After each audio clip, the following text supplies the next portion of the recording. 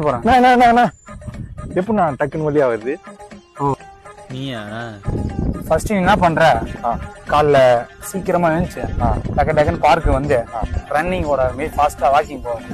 Walking போனா மூச்சு வாங்குவோம், கால் வலிக்கும். வேற எதனா ஈஸியா?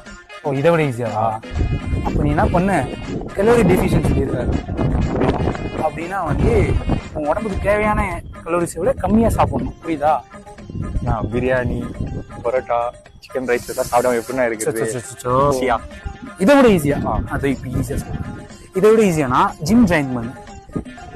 ஜிம் எல்லாம் போனா அடுத்த தலைமுறையே இருக்காதுன்னு சொல்றாங்கண்ணா. வரலாறு முக்கியம்ண்ணா. இதை விட ஈஸியா எதுவும் இல்லையாண்ணா? இதை விட ஈஸியா? ஆமாண்ணே. ஒரு நிமிஷம் போன பண்ணு சொல்லுங்க. இவங்களுக்கு இதை விட ஈஸியா? சும்மா அழிகுது நிறுத்திட்டு சொல்யூஷன் சொல்லுங்க. சொல்யூஷன் சொல்றேன், கேக்குறியா? கேக்குறேன், சொல்லுங்க. நீ வந்து சின்ன வயசுல இருந்து ஆயில் ஐட்டம், சுகர் ஐட்டம் எல்லாம் சாப்பிட்டு இருப்ப. ஸோ அதெல்லாம் வந்து கலோரிஸ் அதிகம். அது வந்து ஒரே நாள்